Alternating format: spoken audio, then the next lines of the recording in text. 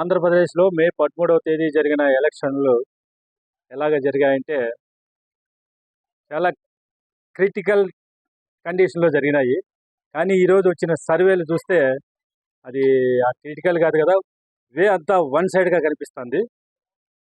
Mostly అన్ని ఛానల్స్లోనూ అన్ని సర్వేలు కూడా కూటమికే అనుకూలంగా చెప్తున్నారు. ఒకే ఒక సర్వే మాత్రం ఆరా అనేది వైసీపీకి అనుకూలంగా చెప్తుంది.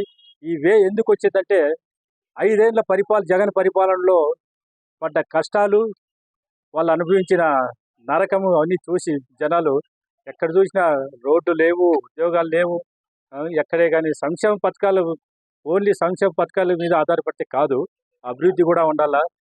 సంక్షేమ పథకాలు అభివృద్ధి అనేది 2 చక్రాలు లాంటివి.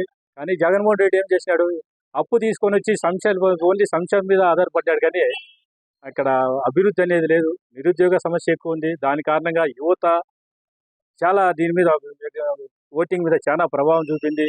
అదేవిధంగా విదేశాల నుంచి, ఇతర రాష్ట్రాల నుంచి వచ్చిన కారణం ఏమంటే మోస్ట్లీ చంద్రబాబు నాయుడిని అరెస్ట్ చేసి 51 రోజు జైల్లో పెట్టిన కారణం అది మెయిన్.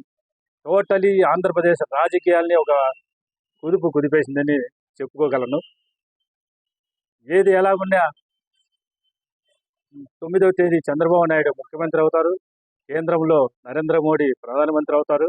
ఇక్కడ కానీ ఆంధ్రాలో కానీ కేంద్రంలో కానీ కూటమి బ్రహ్మంజనం కొనసాగుతూనే ఉంటుంది. ఇంకా కొన్ని సర్వేలు రావాల్సి ఉన్నది. అవి నేషనల్ సర్వేలు కూడా మోస్ట్లీ అలాగే ఉంటాయని నాకు అనుకుంటున్నా. ప్రజల నాడి ఎలా ఉందంటే ఎవరు దాన్ని పసిగట్టేకి లేదు.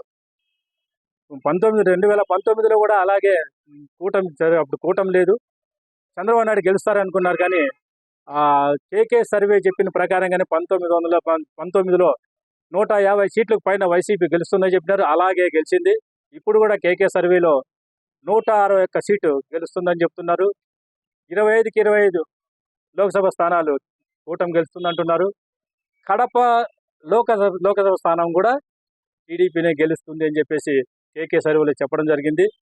నాకు తెలిసి జగన్మోహన్ రెడ్డి కూడా ఓడిపోతాడేమో అని అనుకుంటున్నాను నేను. గత నెల మే నెల 13వ తేదీ జరిగినటువంటి ఎలక్షన్లలో ఆంధ్రప్రదేశ్ నుంచి ప్రతి సర్వేను ఎన్డీఏ కూటమైనటువంటి టీడీపీ, బీజేపీ, జనసేన పార్టీలకే అన్ని కూటములు అన్ని ఒక్క సర్వేలు అత్యధికమైన మెజారిటీతో కూటమి గెలుస్తుందని అన్ని విశ్లేషణలోనూ బయట వెలువడ్డాయి. ఈ రోజు అయినటువంటి 1వ తేదీన వెలువడ్డాయి. అంతేకాకుండా గత ప్రభుత్వము జగన్మోహన్ రెడ్డి చేసినటువంటి తప్పిదాల వల్ల ఈసారి ప్రభుత్వాన్ని కోల్పోయి పరాభవం చెంది పూర్తిగా నిర్వీర్యమయ్యి దాదాపుగా 40 నుంచి 50 సీట్ల లోపుకే నిలిచిపోయే పరిస్థితి వచ్చిందనమాట. పరిపాలించిన 5 సంవత్సరాలలో ప్రభుత్వ ఉద్యోగస్తులకు కానీ, అంగన్వాడీ వర్కర్లు కానీ, ఆశా వర్కర్లు కానీ, రైతులకు కానీ మరియు ప్రజలకు కానీ ఏ విధమైనటువంటి అభివృద్ధి కార్యక్రమాలు కానీ, ఒక ఉద్యోగం కానీ ఏవి చేయకోకుండా ప్రజలను ఊరికే 100 రూపాయలు ఇవ్వడము, 10 రూపాయలు ఇవ్వడము, 100 రూపాయలు దోచుకోవడము, ఇదే విధంగా చేయడం వల్ల ప్రభుత్వాన్ని పూర్తిగా కూలదొచ్చే పరిస్థితికి వచ్చింది.